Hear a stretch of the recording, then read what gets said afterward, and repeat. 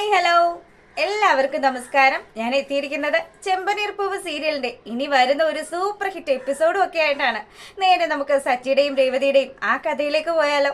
അങ്ങനെതാ നമ്മുടെ സുധിയുടെയും ശ്രുതിയുടെയും ഒക്കെ വിവാഹശേഷം അവർക്ക് മുറ പോലെ തന്നെ നടക്കുന്ന ആ ഒരു ചടങ്ങൊക്കെ ചന്ദ്രമതി നടത്തുകയാണ്. അപ്പൊ ഈ സമയത്ത് നമ്മുടെ അച്ഛമ്മയും രവിയും കൂടി സച്ചിയുടെയും രേവതിയുടെയും കാര്യമൊക്കെ ഇങ്ങനെ ആലോചിച്ച് അവർക്കും കൂടി വേണ്ടി ശാന്തി മുഹൂർത്തം സെറ്റ് ചെയ്യുക.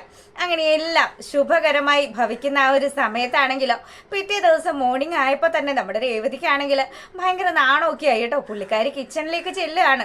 അവിടെ ചെല്ലുന്ന ആ ഒരു സമയത്ത് ചന്ദ്രമതി ഇവളെ രൂക്ഷമായിട്ട് നോക്കിയിട്ട് എന്താണ് ഇന്ന് പതിവില്ലാത്തൊരു ചിരിയാണല്ലോ മുഖത്തെന്നൊക്കെ ചോദിക്കുമ്പം അവൾ ഒരു അക്ഷരം പോലും മിണ്ടുന്നില്ല. ശരിക്കും പറഞ്ഞാൽ നമ്മുടെ അച്ഛമ്മയും അതുപോലെ രവിയും കൂടിയാണ് ഇവരുടെ ശാന്തി മുഹൂർത്തത്തിനുള്ള ഏർപ്പാടുകളൊക്കെ ചെയ്തത്. പക്ഷേ ചന്ദ്രമതി ഈ കാര്യങ്ങളൊന്നും അറിഞ്ഞിട്ടില്ല. ചന്ദ്രമതി ചിന്തിക്കുന്നത് തൻ്റെ മൂത്ത മകനായിട്ടുള്ള സുധിക്ക് അതുപോലെ തന്നെ ശ്രുതിക്കും കൂടി ഒരു കുഞ്ഞുണ്ടാവണം. ആ കുഞ്ഞായിരിക്കണം അച്ഛമ്മ പറയുന്നത് പോലെ തന്നെ രവിയുടെ ആദ്യത്തെ പേരക്കുട്ടിക്ക് അച്ഛമ്മയുടെ എല്ലാ സ്വത്തുക്കളും എഴുതി കൊടുക്കാന്ന് അച്ഛമ്മ ഇടക്ക് പറയാറുണ്ട്. അപ്പം ചന്ദ്രമതിയുടെ കാൽക്കുലേഷനും കാര്യങ്ങളും ഒക്കെ സുധിക്കും ഒരു കുഞ്ഞുണ്ടായി, ആ കൊച്ചിന് ഇതൊക്കെ നൽകണമെന്ന് തന്നെയാണ്. അപ്പം ഇവരിങ്ങനെയൊക്കെ ചിന്തിച്ചു വെക്കുന്ന ആ ഒരു സമയത്താണെങ്കിലോ ശരിക്കും പറഞ്ഞാൽ നമ്മുടെ സച്ചിയുടെയും രേവതിയുടെയും ജീവിതത്തിൽ മൊത്തത്തിൽ മാറ്റങ്ങൾ സംഭവിക്കുക. ഇത്രയും കാലവും രണ്ടുപേരും തമ്മിൽ പിണക്കവും ഇണക്കവും ഒക്കെ ആയിട്ട് നിന്നെങ്കിൽ ഇനി അങ്ങോട്ട് പിണക്കം എന്ന് പറയുന്ന ആ ഒരു സംഭവമേ അവരുടെ ജീവിതത്തിലേ ഇല്ല.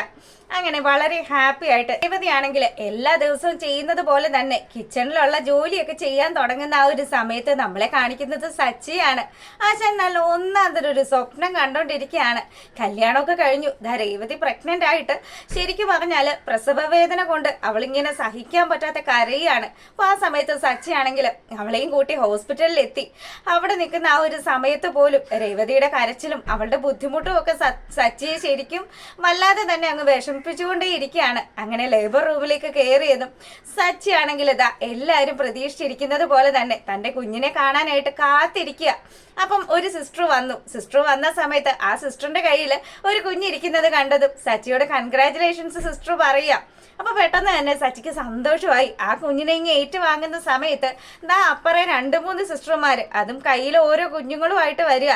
ഇതൊക്കെ രേവതി പ്രസവിച്ച കുഞ്ഞുങ്ങളാണ് എന്നും പറഞ്ഞ് സച്ചിയുടെ കയ്യിലേക്ക് കൊടുക്കുമ്പോൾ സച്ചി ശരിക്കും തകർന്നു പോയി. അയ്യോ, ഇതൊക്കെ എൻ്റെ കുഞ്ഞുങ്ങളാണെന്നോ? നിങ്ങൾ ഇത് എന്തൊക്കെയാ ഡോക്ടർ പറയുന്നത്? എനിക്ക് ഒരുപാട് കടബാധ്യതകളൊക്കെ ഉണ്ട്. നിങ്ങൾക്കറിയാവോ, വണ്ടിയുടെ കടം, അതുപോലെ തന്നെ എൻ്റെ ഒരു കാര്യങ്ങളും സെറ്റായിട്ടില്ല. എനിക്ക് 1-2 കൊച്ചിനെ മതിയെന്നും പറഞ്ഞ് സച്ചിയാണെങ്കിൽ നിന്ന് ബഹളം വെക്കുകയാണ്. ശരിക്കും പറഞ്ഞാൽ ഇത് ആശാൻ കാണുന്ന ഒരു സ്വപ്നമാണ്. അങ്ങനെ സ്വപ്നത്തിൽ കിടന്ന് ഈ കാര്യങ്ങളൊക്കെ കണ്ട സച്ചിയാണെങ്കിലോ കൈയും കാലും ഇട്ട് കട്ടിലേക്ക് കിടന്ന് അടിക്കുക. അപ്പം ഈ ഒച്ചപ്പാടും ബഹളവും ഒക്കെ കേട്ട് രവി ആണെങ്കിൽ റൂമിൽ വന്ന് നോക്കുന്ന ആ ഒരു സമയം രവി കാണുന്ന കാഴ്ച തൻ്റെ മകൻ എന്തൊക്കെയോ ഭീതികരമായിട്ടുള്ള സ്വപ്നമൊക്കെ കണ്ടു അയ്യോ കൊട്ടുന്ന ഒരു സീനാണ്. പെട്ടെന്ന് തന്നെ സച്ചി ഇങ്ങനെ പറയുന്നുണ്ട്, എൻ്റെ സിസ്റ്ററെ എനിക്ക് ഒരു കൊച്ചു മതി, ഒരു കൊച്ചിനെ വളർത്താനുള്ള സാഹചര്യം ഇപ്പം എനിക്കുള്ളൂ, 2-3 കൊല്ലമൊക്കെ കഴിയട്ടെ, അത് കഴിഞ്ഞ് ഇനി അടുത്ത കൊച്ചു മതി എന്നൊക്കെ ഇങ്ങനെ പറയുന്നുണ്ട്. അപ്പം രവി ചോദിക്കുന്നുണ്ട്, എടാ സച്ചി നിനക്ക് എന്താ ഇത് പറ്റിയതെന്ന് ചോദിക്കുമ്പം ഇവനാണെങ്കിലോ ഉറക്കത്തിൽ നിന്ന് ഉണരുന്നേ ഇല്ല. പിന്നെ രവി ഈ ഒരു സൗണ്ടൊക്കെ കേട്ടതും നമ്മുടെ രേവതിയെ പോയി വിളിച്ചുകൊണ്ട് വരികയാണ്. എൻ്റെ മോളെ, അവൻ ഉറക്കത്തിൽ എന്തൊക്കെയോ പിച്ചും പെയ്യും ഒക്കെ പറയുന്നുണ്ട്, നീ തന്നെ അവനെ ഒന്ന് തട്ടി വിളിക്കുന്നു. സച്ചിയെ പതിയെ തട്ടി വിളിക്കുകയാണ് രേവതി. അപ്പം അവളിങ്ങനെ തട്ടി വിളിക്കുന്ന സമയത്ത് സച്ചി കണ്ണു തുറക്കുമ്പോൾ കാണുന്നത് തൻ്റെ ഭാര്യ മുന്നിൽ നിൽക്കുന്നതാ. അല്ല, നീ എങ്ങനെ ആശുപത്രിയിൽ നിന്നും, നിന്നെ എപ്പോൾ ഡിസ്ചാർജ് ചെയ്തു, നമ്മുടെ കുട്ടികൾ എന്തേന്നൊക്കെ ചോദിക്കുകയാണ്. അപ്പം അച്ഛനും ഇത് കേട്ടു. രവിക്കാണെങ്കിൽ ചിരിയാണ് വരുന്നത്. അപ്പം സച്ചിയാണെങ്കിലോ അയ്യോ താൻ കണ്ടത് സ്വപ്നമായിരുന്നു അല്ലേ എന്ന് വിചാരിച്ച് ഒരു ചമ്മലോടുകൂടി അവിടെ നിന്ന് എഴുന്നേൽക്കുമ്പോഴത്തേക്കിന് രേവതി ആണെങ്കിലോ ഒരക്ഷരം പോലും മിണ്ടാതെ അവൾ അടുക്കളയിലേക്ക് തന്നെ പോവാണ്. പുള്ളിക്കാരിക്ക് നല്ല രീതിയിൽ തന്നെ സന്തോഷമായി. ശരിക്കും പറഞ്ഞാൽ ഇവർ തമ്മിൽ ഇത്രയും കാലവും ഭയങ്കര ഇടിയായിരുന്നല്ലോ. ഇപ്പോൾ ഒന്ന് സ്നേഹിച്ച് തുടങ്ങുന്ന ആ ഒരു സമയത്താണെങ്കിൽ അവള് അതങ്ങ് ആസ്വദിക്കുകയാണ്. അങ്ങനെ ചായയ്ക്ക് പതിവിലധികം മധുരമൊക്കെ ഇട്ട് നമ്മുടെ ചന്ദ്രമതിക്കും രവിക്കും ഒക്കെ കൊണ്ടുപോയി കൊടുക്കുകയാണ്. അപ്പൊ രവി ആണെങ്കിൽ രേവു നീ ഇതൊക്കെ നോക്കി തന്നെയാണോ മധുരം ഇട്ടേന്ന് രവി ദയനീയമായിട്ട് ചോദിക്കുമ്പം അച്ഛ മധുരം കുറഞ്ഞു പോയോ? ഇല്ല, ഇങ്ങനെയാണെങ്കിലും മധുരം കൂടും, ഒരു കുഴപ്പമില്ല, എല്ലാം കറക്റ്റാണ് സമയത്താണ് മോള് പോയിക്കോന്ന് പറയുക. അപ്പൊ ചന്ദ്രമതി ആണെങ്കിലോ ചായ കിട്ടിയ പാടെ തന്നെ ഇത് എന്താ രേവതി നീ കാണിച്ചു വെച്ചിരിക്കുന്നത്, ഇതിനു വേണ്ടി മധുരമാണോ ഈ ചായയിൽ ഇടുന്നതെന്ന് ചോദിച്ച് ദേഷ്യപ്പെടുമ്പോഴത്തേക്കിനും ചന്ദ്രമതിയുടെ ദേഷ്യങ്ങൾ പോലും നമ്മുടെ രേവുവിന്റെ മനസ്സിലേക്ക് കയറുന്നേ ഇല്ല. അവളാണെങ്കിൽ അതും അങ്ങനെ ആസ്വദിച്ച് ചിരിച്ചുകൊണ്ട് നിൽക്കുക. അപ്പൊ രേവതിയുടെ മട്ടും ഭാവവും ഒക്കെ മാറുന്നത് കണ്ടപ്പോഴത്തേക്കിനും നമ്മുടെ രവിക്കും അതുപോലെ ശ്രുതിക്കും ഒക്കെ ഏകദേശം കാര്യങ്ങൾ പിടികിട്ടി. അപ്പൊ ചന്ദ്രയാണെങ്കിലോ ചേടാ ഈ പെണ്ണിന് ഇത് എന്ത് പറ്റി, ഇവളാണെങ്കിൽ ഞാൻ പറയുന്ന കാര്യങ്ങൾ വഴക്ക് പറഞ്ഞിട്ട് പോലും അവള് ചിരിച്ചുകൊണ്ട് നിൽക്കുകയാണല്ലോ എന്നൊക്കെ വിചാരിക്കുക. പിന്നീട് ഇതാ നമ്മുടെ സച്ചി എഴുന്നേറ്റതും സച്ചിയോട് രേവതി സ്വപ്നത്തെക്കുറിച്ച് ചോദിക്കുക. നിങ്ങൾ എന്ത് സ്വപ്ന മനുഷ്യ കണ്ടത്, അത് കണ്ടതും പോരാഞ്ഞിട്ട് നിങ്ങൾ ഈ വീട്ടിലുള്ളവരെയൊക്കെ അറിയിച്ചില്ലേ എന്നൊക്കെ ചോദിക്കുമ്പം അത് പിന്നെ ഞാൻ ഒരു തെറ്റും ചെയ്തിട്ടില്ലടി എന്നും പറഞ്ഞ് ഇങ്ങനെ ചിണുങ്ങാൻ തുടങ്ങിയതും ഇനി അധികം ഒന്നും പറയണ്ട, അച്ഛൻ എന്തായാലും കാര്യങ്ങൾ അറിഞ്ഞു, ഇനിയിപ്പം ചുമ്മാ ചമ്മാ നിൽക്കണ്ട, പോയി കുളിച്ചിട്ട് വാന്നും പറഞ്ഞ് അവൾ അവനെ കുളിക്കാൻ പറഞ്ഞു വിടുക. അങ്ങനെ കുളിയൊക്കെ കഴിഞ്ഞ് നമ്മുടെ സച്ചി വരുന്ന ആ ഒരു സമയത്താണെങ്കിലോ സച്ചിക്ക് ഇടാനുള്ള ഡ്രസ്സൊക്കെ എടുത്ത് അവൾ ആ ഒരു ടേബിളിൽ വെക്കുക.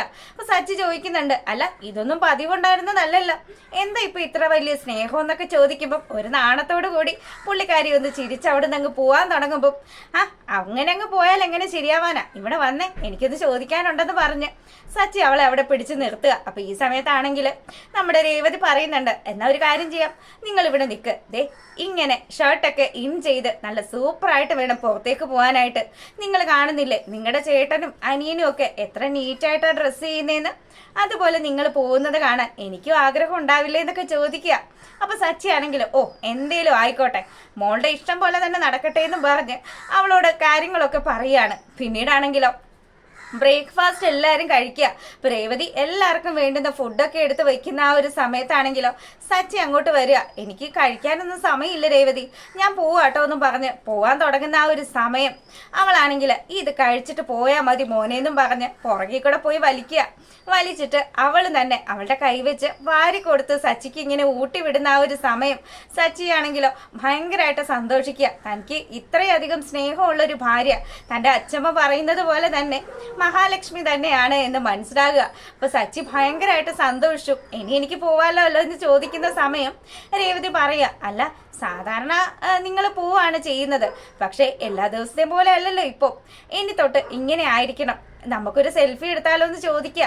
അപ്പൊ സച്ചി ആണെങ്കിൽ അതിനെന്താ സെൽഫി എടുക്കാലോ, എന്നാ ബാ ഇങ്ങോട്ട് അടുത്ത് നിൽക്കെന്നും പറഞ്ഞ് രേവതിയെ ചേർത്ത് നിർത്തി സച്ചി സെൽഫി എടുക്കുന്ന ആ ഒരു സമയത്താണ് സച്ചി മറ്റാരും കാണാതെ രേവതിയുടെ കവിളിൽ ഒരു ഉമ്മ കൊടുക്കുകയാണ്. അപ്പം ഇതൊക്കെയാണ് ഇനി വരുന്ന ആ ഒരു സൂപ്പർ ഹിറ്റ് വിശേഷത്തിലുള്ളത്. എന്തായാലും നമ്മുടെ ശിവാഞ്ജലി കോംബോ പോലെ തന്നെയാണ് ഇപ്പതാ നമ്മുടെ സച്ചിയുടെയും രേവുവിൻ്റെയും ആ ഒരു കോമ്പിനേഷൻ വന്നിരിക്കുന്നത്. അപ്പം വീഡിയോ നിങ്ങൾക്ക് ഇഷ്ടപ്പെട്ട് കഴിഞ്ഞാൽ സബ്സ്ക്രൈബ് ചെയ്യാത്തവർ സബ്സ്ക്രൈബ് ചെയ്യുക, ലൈക്ക് ചെയ്യുക, കമന്റ് ചെയ്യുക. അപ്പം എല്ലാവർക്കും നല്ലൊരു ദിവസമൊക്കെ ആശംസിച്ച് വീഡിയോ വൈൻഡപ്പ് ചെയ്യാണ്. Thank you.